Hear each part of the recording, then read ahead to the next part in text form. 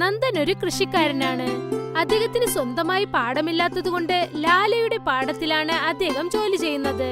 അദ്ദേഹം ദിവസം മുഴുവൻ പാടത്ത് ജോലി ചെയ്യും. പിന്നീട് കൃഷി മുഴുവൻ കൊയ്തതിനു ശേഷം ലാലാജി അവിടെ എത്തും.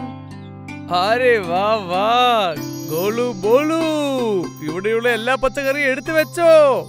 ചേട്ടാ ലാലാജി, എന്റെ പങ്ക് അത് ഞാൻ മറന്നുപോയല്ലോ. ലാല അവരുടെ ആൾക്കാരോട് ആംഗ്യം കാണിച്ചു. പിന്നീട് അവരുടെ ആളുകൾ പച്ചക്കറികളെയും പഴങ്ങളെയും പിരിച്ചെടുത്തു. ലാലാജി, ഇത് വളരെ കുറവായിട്ടുണ്ടല്ലോ. അങ്ങനെയാണോ? നീ ഇപ്പോഴും എന്നെ ധിക്കാരിക്കുന്നു സംസാരിക്കുകയാണോ? ഇപ്പൊ നീ തന്നെ എനിക്ക് ഏതാണ് കൂടുതൽ ഏതാണ് കുറവെന്ന് നീ പറഞ്ഞു തരികയാണോ? ലാലാജി, ഞാൻ എന്റെ പങ്ക് മാത്രമേ ചോദിക്കുന്നുള്ളൂ. ഞാൻ രാവിലെ തൊട്ട് ഫുള്ളായിട്ട് ഞാനാ ജോലി ചെയ്യുന്നത്. എനിക്ക് എന്റെ പങ്ക് കിട്ടണ്ടേ? നീ എന്റെ അടുത്ത് ചോദിക്കുന്ന അളവ് നീ വലിയ മനുഷ്യനായോ? നീ നിന്നെ കൊണ്ട് എന്റെ വയലിൽ ജോലി ചെയ്യാൻ പറ്റിയാ ചെയ്തോളൂ. നിനക്ക് ഇത്ര പങ്കേ കിട്ടുള്ളൂ, മനസ്സിലായോ? ലാലയുടെ ആളുകൾ പച്ചക്കറികൾ, പയറുകൾ, പിന്നെ ധാന്യങ്ങൾ എല്ലാം എടുത്തുകൊണ്ട് അവിടെ നിന്നും പുറപ്പെട്ടു. നന്ദൻ വിഷമത്തോടെയായിരുന്നു. ഇത്രയും പച്ചക്കറികളൊക്കെ വെച്ചിട്ട് ഞാൻ എങ്ങനെയാണ് കാശുണ്ടാക്കാൻ പറ്റുക? എന്റെ ദൈവമേ, എന്നെ ഒന്ന് സഹായിക്കണേ. ബാക്കിയുണ്ടായിരുന്ന പച്ചക്കറികളും പയറും കൊണ്ട് നന്ദൻ മണ്ടിയിലേക്ക് പോയി. അദ്ദേഹം അവിടെ വ്യാപാരിയോട് ആ പച്ചക്കറികളൊക്കെ വിറ്റു. ഈ പച്ചക്കറിയൊക്കെ മൊത്തം 500 രൂപ കിട്ടുള്ളൂ. പിന്നെ ഈ അരിക്ക് 1000 രൂപ കിട്ടും. ഇതാ പിടിച്ചോളൂ. മാസം മുഴുവൻ ജോലി ചെയ്ത് നന്ദന് വെറും 1500 രൂപയാണ് കിട്ടിയത്. അദ്ദേഹത്തിന് വളരെ വിഷമമായി. അദ്ദേഹം അവിടെ നിന്നും വീട്ടിലേക്ക് പോയി. പോകുന്ന വഴിയിൽ ഒരു വയസ്സായ മുത്തശ്ശിയെ കണ്ടു. മോനെ, എന്നെ നീ ഒന്ന് സഹായിക്കുമോനെ? 2 ദിവസമായി എന്തെങ്കിലും കഴിച്ചിട്ട്. നിന്റെ കയ്യിൽ കഴിക്കാൻ എന്തെങ്കിലും ഉണ്ടെങ്കിൽ എനിക്ക് അല്പം ആഹാരം നൽകൂ. അമ്മേ, എന്റെ അടുത്ത് കഴിക്കാൻ ഭക്ഷണമൊന്നും ഇല്ലല്ലോ. അങ്ങനെയാണെങ്കിൽ കാശുണ്ടെങ്കിൽ നൽകുമോനെ, ഞാൻ എന്തെങ്കിലും വാങ്ങി കഴിച്ചോളാം. നന്ദന്റെ പാക്കറ്റിൽ നോക്കിയപ്പോൾ അദ്ദേഹത്തിന്റെ കയ്യിൽ വെറും 1500 രൂപയേ ഉള്ളൂ. നന്ദൻ അതിൽ നിന്നും 100 രൂപ നോട്ടെടുത്ത് ആ അമ്മൂമ്മയ്ക്ക് നൽകി. നിന്റെ കയ്യിൽ കാശ് തീരെ കുറവാണല്ലോ, പക്ഷെ നീ എനിക്ക് കാശ് നൽകിയിരിക്കുന്നു. ആ ദൈവം എപ്പോഴും നിനക്ക് നല്ലത് ചെയ്യട്ടെ, സന്തോഷം വരും. നന്ദൻ അവിടെ നിന്നും പുറപ്പെടാൻ തയ്യാറാവുകയായിരുന്നു. അപ്പോൾ ആ മുത്തശ്ശി അദ്ദേഹത്തെ വിളിച്ചു. ഒന്ന് നിൽക്കുമോനെ, നീ എന്നെ സഹായിച്ചിരിക്കുന്നു. പകരം ഞാനും നിന്നെ സഹായിക്കണമെന്ന് ആഗ്രഹിക്കുന്നു. എന്റെ കയ്യിൽ വലുതായിട്ടൊന്നുമില്ല, പക്ഷെ ഈ തക്കാളി ചെടിയുണ്ട്. ഇത് നിന്റെ തോട്ടത്തിൽ നട്ടുവെക്കൂ. നന്ദൻ ആ തക്കാളി ചെടി വാങ്ങി എന്നിട്ട് അവിടെ നിന്നും പുറപ്പെട്ടു. വീട്ടിലേക്ക് പോയതും നടന്നതൊക്കെ തന്റെ ഭാര്യയോട് അദ്ദേഹം പറഞ്ഞു. ലാല ദിവസം എന്റെ ചോര കുടിച്ചുകൊണ്ടിരിക്കുകയാണ്. എന്നെ സന്തോഷത്തോടെ അവൻ ജീവിക്കാൻ സമ്മതിക്കില്ല. അദ്ദേഹത്തെ കുറിച്ച് നിങ്ങൾക്ക് അറിയാമല്ലോ, പക്ഷെ നിങ്ങൾ ചെയ്ത നല്ല കാര്യമാണ്. ആ മുത്തശ്ശിക്ക് കാശ് നൽകിയിരിക്കുന്നു. കുറഞ്ഞത് അവർക്ക് ഒരു നേരത്തെ ആഹാരമെങ്കിലും കിട്ടുമല്ലോ. തരൂ, ആ ചെടി ഞാൻ നട്ടുവെക്കാം. മീന ആ ചെടി തോട്ടത്തിൽ നട്ടുവെച്ചു. അടുത്ത ദിവസം രാവിലെ സൂര്യൻ ഉദിച്ചപ്പോൾ മീന ആ ചെടിക്ക് വെള്ളമൊഴിക്കാനായി വീട്ടിൽ നിന്നും പുറത്തേക്ക് വന്നു. എന്നിട്ട് ആ തക്കാളി ചെടിയെ കണ്ടത് തന്നെ അവൾ ആശ്ചര്യത്തിലായി. അല്ല ചേട്ടാ, ഇവിടെ നോക്കൂ, ഒന്ന് പെട്ടെന്ന് വരൂ. എന്തുപറ്റി? നിങ്ങളിത് കണ്ടോ? തക്കാളി ചെടിയിൽ സ്വർണം നിറഞ്ഞ തക്കാളിയോ? അത് സ്വർണ്ണ നിറത്തിലുള്ള തക്കാളിയല്ല, സ്വർണ്ണ തക്കാളിയാണ്. എന്നാൽ ആ വയസ്സായ അമ്മൂമ്മ എനിക്ക് മായ തക്കാളി ചെടിയാണോ തന്നിരിക്കുന്നത്? അവരൊരു സാധാരണ അമ്മയല്ല, അവരൊരു ദൈവമാണ്, ദൈവം. മീന ഇത് പറഞ്ഞതും തന്നെ ആ ചെടിയിൽ നിന്നും ഒരു പുക പുറപ്പെട്ടു. അതിൽ ആ വയസ്സായ അമ്മൂമ്മ പ്രത്യക്ഷപ്പെട്ടു. ദൈവം ആരുടെ മുൻപിലും നേരിട്ട് വരാറില്ല. അതുകൊണ്ട് ജനങ്ങൾക്ക് നന്മ ചെയ്യാൻ വേണ്ടി അദ്ദേഹം ഞങ്ങളെ അയച്ചിരിക്കുകയാണ്. നന്ദൻ, നീ വളരെ നല്ലവനാണ്. അതുകൊണ്ടാണ് ഈ സ്വർണ്ണ തക്കാളി ചെടി നിനക്ക് ഞാൻ നൽകിയത്. ഈ ചെടിയിൽ ദിവസവും ഒരു സ്വർണ്ണ തക്കാളി ഉണ്ടാകും. പക്ഷെ ശ്രദ്ധിച്ചോണം, ആരെങ്കിലും ഈ തക്കാളി ചെടി മോഷ്ടിക്കണമെന്ന് കരുതിയാൽ അവർ മരിച്ചുപോകും. നിനക്ക് നല്ലതുണ്ടാകട്ടെ. ആ പുക ആകാശത്തിലേക്ക് പറന്നുപോയി. പിന്നെ നന്ദന്റെയും മീനയുടെയും ജീവിതം തന്നെ മാറിപ്പോയി. ആ സ്വർണ്ണ തക്കാളി വിറ്റ് നന്ദൻ തനിക്കായി സ്വന്തം ഒരു പാടം വാങ്ങി. പിന്നെ നന്ദന്റെ ചെറിയ വീട് ഇപ്പോൾ 2 നില കെട്ടിടമായി മാറി. നന്ദനും തന്റെ ഭാര്യ മീനയും വളരെ സന്തോഷത്തോടെ സമാധാനത്തോടെയും ജീവിച്ചു. ആ സ്വർണ്ണ തക്കാളിയുടെ കാര്യം ഗ്രാമം മൊത്തം പാട്ടായി. പിന്നെ ലാലയ്ക്കും ഇക്കാര്യം അറിഞ്ഞു. സ്വർണമുള്ള തക്കാളിയോ? ഈ സ്വർണ്ണ തക്കാളി ചെടി വളരുന്നുകൊണ്ട് നന്ദൻ ഒരേ രാത്രി കൊണ്ട് ഇത്രയും വലിയ പൈസക്കാരനായോ? ആ ചെടി എനിക്ക് തന്നെ വേണം. എന്ത് സംഭവിച്ചാലും ശരി, അത് എനിക്ക് തന്നെ വേണം. പോവൂ, ഉള്ള എല്ലാരും പോവൂ. ലാല പിറുപിറുത്തുകൊണ്ട് നന്ദന്റെ വീട്ടിലേക്ക് വന്നു. നന്ദൻ, ഓയ് നന്ദൻ, പുറത്തേക്ക് വാ. ആരാണത്? ആരാടാ അത് വീട്ടു പുറത്ത് നായ്മാര് ഒച്ച ഉണ്ടാക്കുന്നത്? നിനക്ക് എന്ത് ധൈര്യം ഉണ്ടെങ്കിൽ എന്നെ നീ നായിന്നാണോ വിളിക്കുന്നത്? അറിയാണ്ട് പറഞ്ഞതാണ് ലാലാജി, നിങ്ങളെ ഞാൻ വയസ്സായ നായനാ വിളിക്കേണ്ടത്.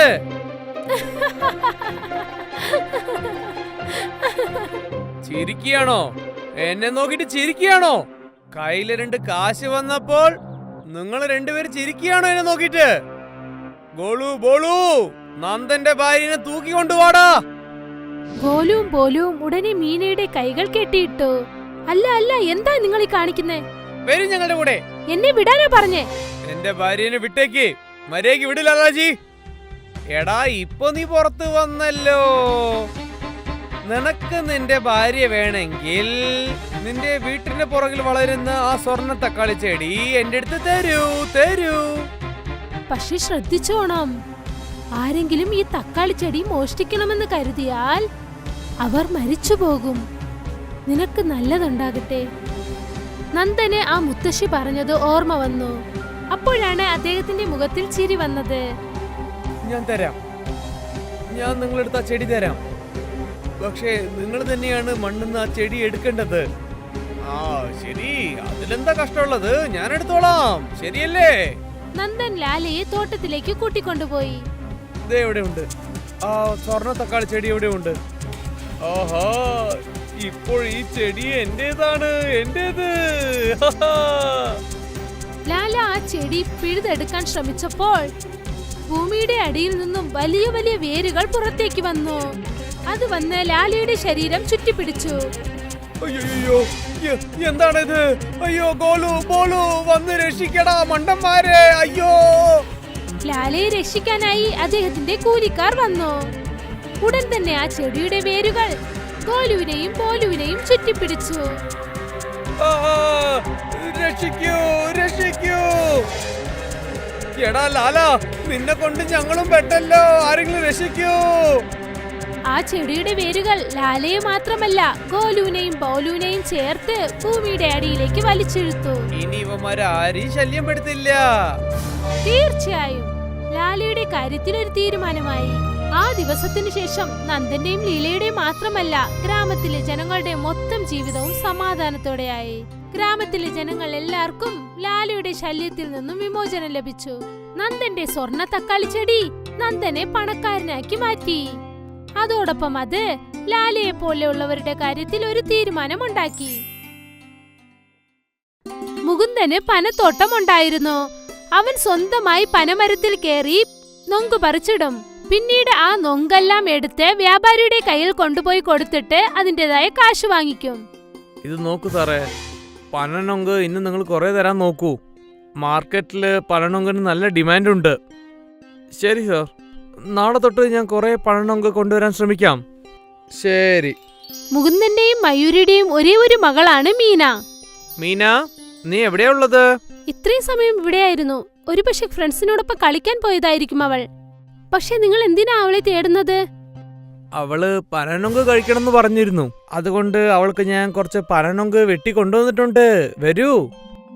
അപ്പോഴാണ് മീന, ഹായ് നൊങ്ക്, ഇതെനിക്ക് വളരെ ഇഷ്ടമാണ്. ഞാൻ ഇതെല്ലാം ഒറ്റയ്ക്ക് കഴിക്കും. ആ, നിനക്ക് വേണ്ടിയാണ് ഞാൻ കൊണ്ടുവന്നത്. മെല്ലച്ച കഴിച്ചോളൂ. മഴക്കാലമായിരുന്നു അത്. എന്നാലും മുകുന്ദൻ പനമരത്തിൽ കയറി നൊങ്ക് പറിച്ചിടുമായിരുന്നു. അപ്പോൾ എന്തു സംഭവിച്ചെന്നാൽ 2 ദിവസം മഴ നിൽക്കാതെ പെയ്തു. ദൈവമേ, എത്രയും പെട്ടെന്ന് ഈ മഴ നിന്നേ പറ്റുള്ളൂ. നിങ്ങൾ മരത്തിൽ കയറുമ്പോൾ ശ്രദ്ധിച്ചു കയറണേ. മരത്തിലൊക്കെ മഴ കാരണം പായൽ പിടിച്ചിട്ടുണ്ടാകും. ആ, ഞാൻ ശ്രദ്ധിച്ചെന്നെ മരത്തിൽ കയറുന്നത്. ഞാൻ എന്താ പുതിയതായിട്ടാണോ കയറാൻ പഠിക്കുന്നത്? നിങ്ങൾ വലിയ ബലശാലിയാണെന്ന് എനിക്കറിയാം. പക്ഷെ ശ്രദ്ധിച്ചു കയറിയാൽ മതി. ഓ ശരി എന്റെ ഓഫീസറേ, ഞാൻ പറഞ്ഞ് ശ്രദ്ധിച്ചോളാം. ദേ ഇപ്പൊ പോയി ഇപ്പൊ വരാം. ശരി. മുകുന്ദൻ പനമരത്തിൽ കയറി ഓരോരോ നൊങ്കായി പതുക്കെ പതുക്കെ പറിച്ചിട്ടു. കുറച്ചു സമയത്തിനകം ഇടിവെട്ടി. പിന്നെ പെട്ടെന്ന് മീന അവിടേക്ക് വന്നു. അച്ഛാ! മീനയുടെ ശബ്ദം കേട്ടതും മുകുന്ദന്റെ ശ്രദ്ധ തെറ്റിപ്പോയി. അതുകൊണ്ട് അദ്ദേഹം മരത്തിൽ നിന്നും താഴേക്ക് വഴുതി വീണു. അച്ഛാ! മീന നിലവിളിക്കുന്ന ശബ്ദം കേട്ട് ഗ്രാമത്തിൽ തൊട്ടരികിലുണ്ടായിരുന്ന കുറെ പേര് അവിടേക്ക് ഓടി വന്നു. കൊച്ചച്ചാ! അച്ഛൻ താഴെ വീണു!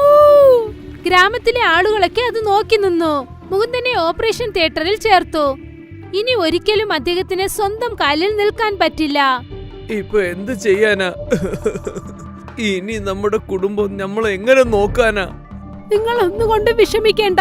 എന്തെങ്കിലും ഒന്ന് തീർച്ചയായും നടക്കും. ദൈവം നമുക്ക് കഷ്ടം തന്നിട്ടുണ്ടെങ്കിൽ പുറത്തു വരാനുള്ള വഴിയും തീർച്ചയായും കാണും. പക്ഷെ എങ്ങനെ?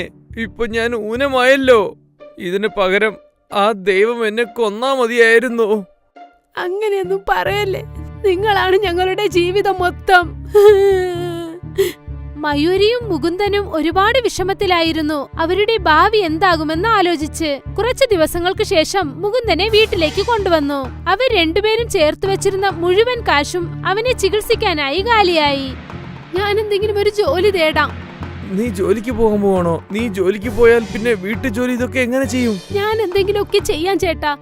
തീർച്ചയായിട്ടും വേറെ എന്തെങ്കിലും വഴിയുണ്ടാവും. ഈ വേദനയിലും തീർച്ചയായിട്ടും എന്നെ കൊണ്ട് ചെയ്യാൻ പറ്റും. വേണ്ട വേണ്ട, നിങ്ങൾ വിശ്രമിച്ചോളൂ. ഇല്ല മയൂരി, ഞാൻ എന്നും നിനക്ക് ഭാരമായിട്ടുണ്ടാവില്ല. ഈ അവസ്ഥയിൽ നിങ്ങളെ കൊണ്ട് എന്ത് ചെയ്യാൻ പറ്റും? തീർച്ചയായിട്ടും എന്തെങ്കിലും ഉണ്ടാവും. അടുത്ത ദിവസം മുതൽ മയൂരി ജോലി തേടാൻ തുടങ്ങി.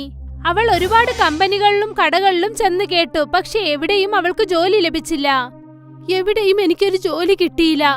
ഞാൻ എന്തെങ്കിലും പുതിയതായി വ്യാപാരം ചെയ്യാമെന്ന് ആലോചിക്കുന്നു. പക്ഷേ എന്ത് വ്യാപാരമാണ്? എന്നെ കൊണ്ട് എന്തെങ്കിലും സഹായം ചെയ്യാൻ പറ്റുമോ? ഞാൻ മാർക്കറ്റിലൊരു ബക്കോട കട കണ്ടു. അവിടെ നല്ല തിരക്കുണ്ടായിരുന്നു. ഞാനും വളരെ നന്നായിട്ട് ബക്കോട ചെയ്യും. എന്തുകൊണ്ട് ഞാനും ബക്കോട വിറ്റുകൂടാ? അത് ചെയ്യാലോ. പക്ഷേ എല്ലാവർക്കും ആ കടയിലെ പക്കോടയാണ് വളരെ ഇഷ്ടപ്പെടുന്നത്. അതുകൊണ്ട് നീ വല്ല പുതിയ എന്തെങ്കിലും പക്കോട ഉണ്ടാക്കിയാലേ ഹിറ്റാവുള്ളൂ. പുതിയെന്ന് വെച്ചാൽ? അതായത് ചൈനീസ് പക്കോടയുണ്ട്, അത് കുട്ടികൾക്ക് വളരെ ഇഷ്ടപ്പെടും. അതുപോലെ എന്തെങ്കിലും പുതിയതായിട്ട്. വേറെ എന്തെങ്കിലും ഒന്ന് വെച്ചാ? മീന, നീ പറ, നിനക്ക് എന്താണ് ഒരുപാട് ഇഷ്ടമുള്ളത്? എനിക്ക് മാഗിയാണ് ഇഷ്ടം.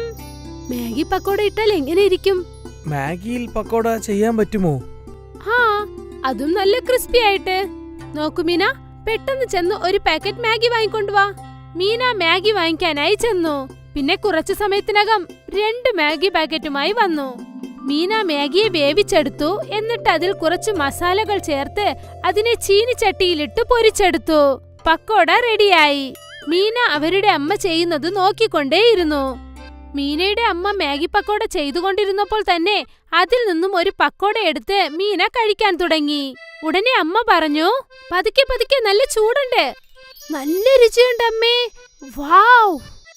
മീന ഒരു മാഗി പക്കോട എടുത്ത് തന്റെ അച്ഛന് കൊണ്ടുപോയി കൊടുത്തു. ഇത് ശരിക്കും വളരെ നന്നായിട്ടുണ്ട്. ആ, ഞാൻ പറഞ്ഞില്ലേ ഞാൻ വളരെ നന്നായിട്ട് പക്കോട ഉണ്ടാക്കുമെന്ന്. ഈ മാഗി പക്കോട മാർക്കറ്റിൽ വിൽക്കുമോ? ആഹാ, നന്നായിട്ട്. ഇത് തീർച്ചയായിട്ടും വിജയിക്കും. ഇത് കേട്ടപ്പോൾ മയൂരിക്ക് സന്തോഷമായി. കുറച്ചു ദിവസത്തിനകം തന്നെ മയൂരിയും മുകുന്ദനും കൂടി മാർക്കറ്റിൽ ഒരു മാഗി പക്കോട സ്റ്റാൾ ഓപ്പൺ ചെയ്തു. ഇതെന്താ ആന്റി? മാഗി പക്കോട? മാഗിയിൽ പക്കോടയോ? ഹാ, ഒരു പ്ലേറ്റ് തരൂ. ശരി ശരി, തരാമോളെ. മയൂരി ആ കുട്ടിക്ക് മാഗി പക്കോട നൽകി. വാവ്, എന്ത് രുചിയാണിത്! ഇതുവരെ ഇതുപോലെ ഒരു പക്കോട ഞാൻ കഴിച്ചിട്ടേ ഇല്ല. ആ കുട്ടി പറഞ്ഞത് കേട്ട് വീണ്ടും ഒരുപാട് കസ്റ്റമർ അവിടേക്ക് വന്ന് മാഗി പക്കോട വാങ്ങി. ആന്റി, ഇത് വളരെ നന്നായിട്ടുണ്ട്.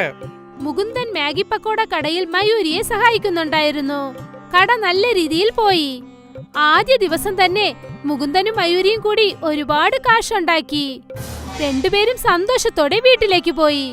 ഞാൻ ആലോചിച്ചു പോലും നോക്കില്ല നമുക്ക് ഇത്രയും വരുമാനം കിട്ടുമെന്ന്. ഈ കഷ്ടത്തിലും നമുക്ക് കിട്ടിയ വളരെ സന്തോഷമായ കാര്യമാണിത്. അച്ഛാ, നിങ്ങൾ വിഷമിക്കാതെ ഇരിക്കൂ.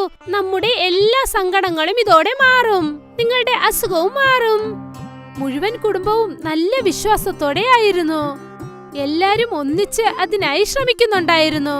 അവരുടെ മാഗി പക്കോട വ്യാപാരം നല്ല രീതിയിൽ പോയിക്കൊണ്ടിരുന്നു. കസ്റ്റമേഴ്സിന്റെ തിരക്കും ഒരിക്കലും കുറഞ്ഞില്ല. കൂടെ തന്നെ അവരുടെ വരുമാനവും അധികരിച്ചുകൊണ്ടേയിരുന്നു. മാഗി പക്കോട പെട്ടെന്ന് ഫേമസ് ആയി. നല്ല പണം വന്നത് കാരണം മുകുന്ദനെ നല്ല രീതിയിൽ അവർ ചികിത്സിക്കാൻ തുടങ്ങി. ചികിത്സ ചെയ്തതുകൊണ്ട് ഈ ട്രീറ്റ്മെന്റ് മൂലമായിട്ട് മുകുന്ദ് സാർ നിങ്ങൾ കൊണ്ട് നടക്കാൻ പറ്റും തോന്നുന്നു. കുറച്ച് സെറ്റ് ഓഫ് സർജറി ചെയ്താൽ ശരിയാവും. കാരണം ഈ ട്രീറ്റ്മെന്റ് കൊണ്ട് നിങ്ങളുടെ ബോഡി വളരെ നന്നായിട്ട് തന്നെ റിയാക്ട് ചെയ്യുന്നുണ്ട്. ഡോക്ടർ പറഞ്ഞത് കേട്ട് മൊത്ത കുടുംബവും ഒരുപാട് സന്തോഷിച്ചു. 6 മാസങ്ങൾക്ക് ശേഷം ഇപ്പോൾ മയൂരി സ്വന്തമായ ഒരു മാഗി പക്കോട സ്റ്റാൾ ആരംഭിച്ചു. മനസ്സു നിറയുള്ള സന്തോഷം കാരണം മുകുന്ദന്റെ അസുഖവും മാറി. അദ്ദേഹം പതുക്കെ പതുക്കെ ഒരു വടി പിടിച്ച് നടക്കാൻ തുടങ്ങി. വീട്ടിലുള്ളവരുടെ ആത്മവിശ്വാസം കാരണം മുകുന്ദന്റെ ആത്മവിശ്വാസം വർദ്ധിച്ചു. അതുകൊണ്ട് അദ്ദേഹം എണീറ്റ് നടക്കാൻ തുടങ്ങി. ഇതെല്ലാം തന്നെ ആ മാഗി പക്കോട കാരണമാണ് സംഭവിച്ചത്. പിന്നെ അവരുടെ ആ മാഗി പക്കോട അവരുടെ ജീവിതം തന്നെ മാറ്റിമറിച്ചു. കവിതയുടെയും കിഷന്റെയും വീട്ടിന്റെ പുറത്തായിട്ട് അവർക്കന്ന് കുറച്ച് വസ്തു ഉണ്ടായിരുന്നു. അതിലവർ തക്കാളി കൃഷി ചെയ്തിരുന്നു. ചേട്ടാ, ആഹാരം കഴിക്കാം, ഒന്ന് വരൂ. ആ ഇതോ ഞാൻ വരാം. ഇവിടെ തക്കാളി ചെടിക്ക് ഞാൻ വെള്ളം ഒഴിച്ചോണ്ടിരിക്കാണ്. കിഷൻ ആഹാരം കഴിക്കാനായി വീട്ടിലേക്ക് വന്നപ്പോൾ എത്ര നേരമായി ഞാൻ നിങ്ങളെ വിളിക്കുക. ഇപ്പോൾ നോക്കൂ, ആഹാരമൊക്കെ തണുത്തുപോയി. എന്നെ കൊണ്ട് എന്താ നീ ചെയ്യാൻ പറയുന്നേ? തക്കാളി ചെടിക്കൊക്കെ ഞാൻ വെള്ളം ഒഴിച്ചിട്ടില്ലെങ്കിൽ പിന്നെ തക്കാളി ചെടി എങ്ങനെ വളരും? നീ തന്നെ പറ. ശരി ശരി, വേഗം ഭക്ഷണം താ. തക്കാളി വാങ്ങാൻ വേണ്ടി വ്യാപാരികൾ വരുന്നുണ്ട്. ശരി ശരി. കവിത കിഷന് ആഹാരം നൽകി. കിഷൻ ആഹാരം കഴിക്കാൻ തുടങ്ങി. അദ്ദേഹം കഴിച്ചു തീർക്കാൻ സമയത്ത് ഒരു വ്യാപാരി അവിടേക്ക് വന്നു. കിഷൻ, അതോ വന്നു. ഈ പ്രാവശ്യം മണ്ടി അത്ര ഒന്ന് പോരാ. അതുകൊണ്ട് കിലോ തക്കാളിക്ക് ഞാൻ 15 റുപ്യ തരാൻ പറ്റുള്ളൂ. ഇത് വളരെ കുറവായിട്ടുണ്ട് ചേട്ടാ.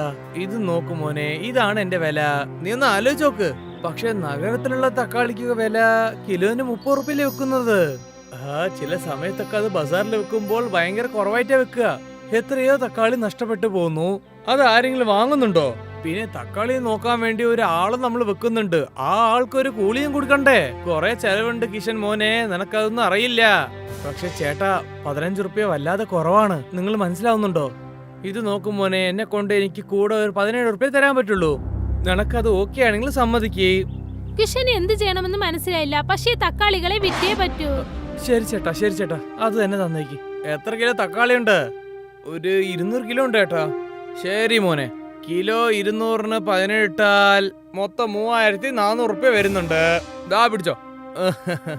വളരെ നന്ദിയുണ്ട് ചേട്ടാ. ആ വ്യാപാരി തക്കാളിയൊക്കെ വാങ്ങിക്കൊണ്ട് അവിടെ നിന്ന് തിരിച്ചു. പിന്നീട് കിഷൻ സങ്കടത്തോടെ വീട്ടിനകത്തേക്ക് പോയി. എന്തു പറ്റി? നല്ല വില ലഭിച്ചില്ലേ? നഗരത്തിലൊക്കെ ഒരു കിലോ തക്കാളി 30 റുപ്യാണ് വിൽക്കുന്നത്. നമുക്കാണെങ്കിൽ 17 റുപ്യ കിട്ടുന്നുള്ളൂ. ഇതൊക്കെ വളരെ അന്യായമാണ്. പക്ഷെ നമ്മൾ ഈ തക്കാളി വിറ്റില്ലെങ്കിൽ ഇതൊക്കെ നാശായി പോവും.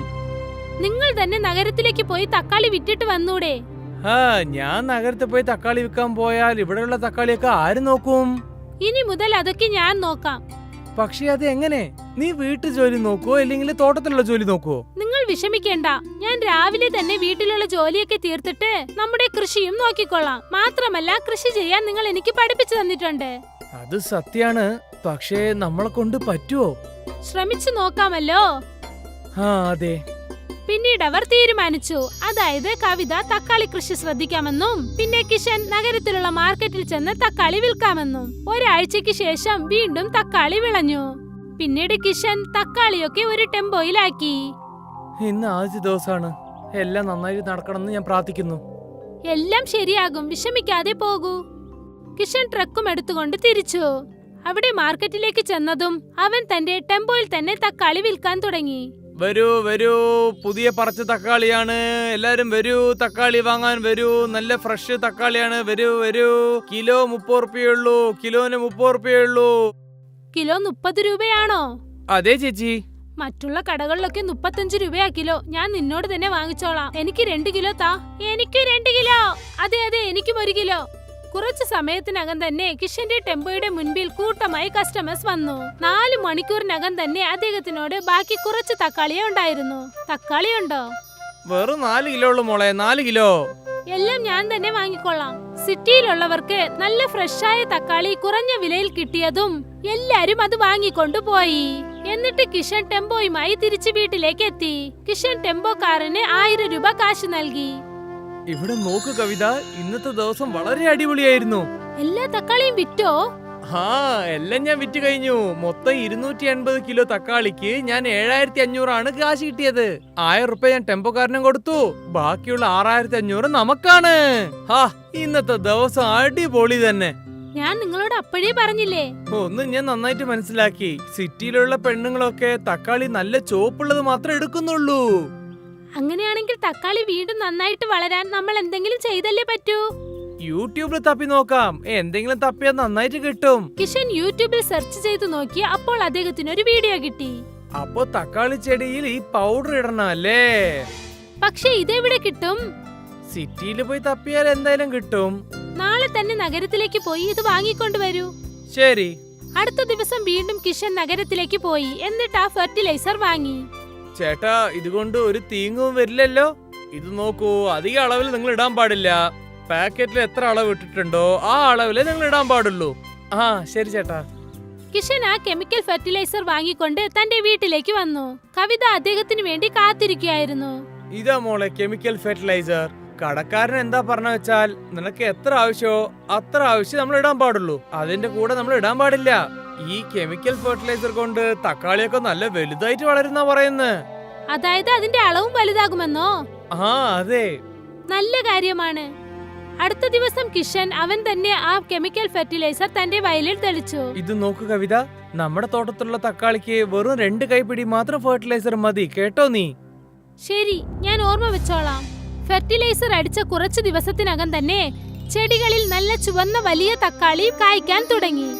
ഈ കെമിക്കൽ ഫെർട്ടിലൈസർ യഥാർത്ഥത്തിൽ അത്ഭുതമാണ് ചേട്ടാ. ഇത് നീ കണ്ടില്ലേ?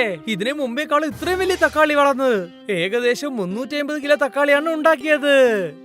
അല്ല ദൈവമേ, ഇതുകൊണ്ട് നമുക്ക് ഒരുപാട് ലാഭം കിട്ടുമല്ലേ? ശരി, ഞാൻ നഗരത്തിലേക്ക് പോവുക. ഇതൊക്കെ വിൽക്കണ്ടേ? നീ ഫെർട്ടിലൈസർ വെള്ളത്തിൽ മിക്സ് ചെയ്തിട്ട് വേഗം തെളിച്ചു വിട്. പക്ഷേ അളവ് മാത്രം നീ നോക്കണേ. തീർച്ചയായും. കിഷൻ തക്കാളിയൊക്കെ ടെമ്പോയിൽ കയറ്റി നഗരത്തിലേക്ക് തിരിച്ചു. മറുവശത്തെ കവിത ഫെർട്ടിലൈസർ വയലിൽ തെളിക്കണം. 2 കൈപ്പിടി ഉപയോഗിച്ചപ്പോൾ ഇത്രയും വലിയ തക്കാളിയോ? എന്നാൽ നമുക്ക് 3 കൈപ്പിടി ഉപയോഗിക്കാം. അപ്പോൾ വീണ്ടും അധികം കിട്ടും. കവിത 3 കൈപ്പിടി അളവിൽ കെമിക്കൽ ഫെർട്ടിലൈസർ വെള്ളത്തിൽ കലക്കി തക്കാളി ചെടികളിൽ തെളിച്ചു വിട്ടു. അടുത്ത പ്രാവശ്യം കിട്ടിയ തക്കാളിയൊക്കെ ആദ്യത്തെക്കാളും കുറച്ച് വലുതായിരുന്നു. വാവ്, വളരെ അത്ഭുതം തന്നെ.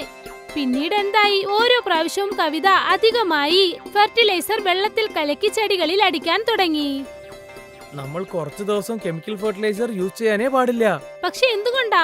കാരണം അധികമായിട്ട് കെമിക്കൽ ഫെർട്ടിലൈസർ ഉപയോഗിക്കുന്നുണ്ട് ചെടിക്കും മണ്ണിനും വളരെ ആപത്താണ്. ഇതിൽ എന്താ തെറ്റുള്ളത്? നമുക്ക് ഇത് കാരണം നല്ല വരുമാനം കിട്ടുന്നില്ലേ? കവിത, ആവശ്യത്തിന് ഏറെ സാധനം വാങ്ങിയാൽ അത് അതിനാള് ആപത്താണ്. നീ അടുത്ത 2 വളച്ചലിന് ഇത് കെമിക്കൽ ഫെർട്ടിലൈസർ യൂസ് ചെയ്യാൻ പാടില്ല. ശരി ചേട്ടാ, നിങ്ങൾ പറഞ്ഞാൽ ശരിയായിരിക്കും. കവിത കിഷനോട് ശരിയെന്ന് പറഞ്ഞു. പക്ഷെ അവളുടെ മനസ്സിൽ നിന്നും അത്യാഗ്രഹം പോയതേ ഇല്ല. അതുകൊണ്ട് കവിത കിഷൻ എത്ര വട്ടം പറഞ്ഞിട്ടും കേൾക്കാതെ ചെടികൾക്കൊക്കെ കെമിക്കൽ ഫെർട്ടിലൈസർ അടിക്കാൻ തുടങ്ങി.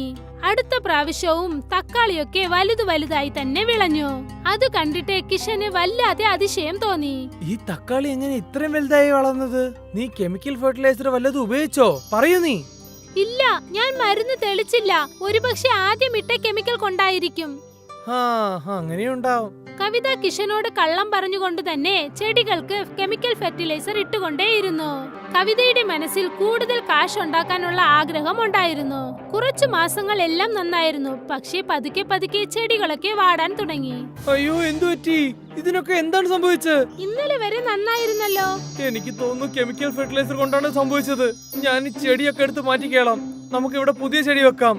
പിന്നെ ഇത് മൊത്തം വയല് നാശാക്കി കളയും. ശരി ചേട്ടാ. കിഷൻ ആ വാടിയ ചെടികളൊക്കെ പറിച്ചിട്ട് അവിടെ വീണ്ടും നല്ല ചെടികൾ നട്ടു. പക്ഷെ അടുത്ത ദിവസം ആ ചെടിയും നശിച്ചുപോയി. എന്റെ ദൈവമേ, എന്തിനാ ഇങ്ങനെ സംഭവിക്കുന്നത്? എന്തുകൊണ്ടാ ഈ ചെടിയൊക്കെ ഇങ്ങനെയായത്? എനിക്കറിയില്ല. ഞാൻ ഈ മണ്ണ് നോക്കുന്ന സയന്റിസ്റ്റിനെ വിളിച്ചിട്ട് വരാം. കിഷൻ തൊട്ടടുത്തുണ്ടായിരുന്ന ഓഫീസിൽ നിന്നും ഒരു സയന്റിസ്റ്റിനെ വീട്ടിലേക്ക് വിളിച്ചുകൊണ്ടുവന്നു. ഇത് കണ്ടില്ലേ, ഇന്നലെയാണ് ഞങ്ങൾ ഈ ചെടി വെച്ചത്. ഇപ്പൊ എല്ലാം തന്നെ കെട്ടുപോയി. ഞാൻ ഈ മണ്ണൊന്ന് പരിശോധിച്ച് നോക്കട്ടെ. സയന്റിസ്റ്റ് അവിടെ നിന്നും കുറച്ച് മണ്ണെടുത്തു. അദ്ദേഹം ആ സാമ്പിൾസ് പരിശോധിച്ചു നോക്കിയപ്പോൾ ആ മണ്ണിൽ ആവശ്യത്തിനധികമായ കെമിക്കൽ ഉണ്ടായിരുന്നു. നിങ്ങളുടെ മണ്ണൊക്കെ കെട്ടുപോയിട്ടുണ്ട്. നിങ്ങൾ ആവശ്യം കൂടിയും ഫെർട്ടിലൈസർ ഉപയോഗിച്ചിട്ടുണ്ട്. നിങ്ങളുടെ മണ്ണിൽ മുഴുവനും കെമിക്കൽസ് മാത്രമേ ഉള്ളൂ. ഇനി ഈ മണ്ണിൽ ചെടി വളരെയില്ല. ദയവായിട്ട് ബാക്കിയുള്ള ചെടിയിൽ നിങ്ങൾ ഈ കെമിക്കൽസ് ഉപയോഗിക്കരുത്. നിങ്ങൾ സൂക്ഷിക്കണം. ഇത് കേട്ടതും കിഷനും കവിതയ്ക്കും വല്ലാതെ ആശ്ചര്യമായി പോയി. ഇതെല്ലാറ്റിനും കാരണം ഞാനാണ്. നിങ്ങൾ പറഞ്ഞിട്ടും കേൾക്കാതെ ഞാനാണ് കെമിക്കൽ യൂസ് ചെയ്തത്.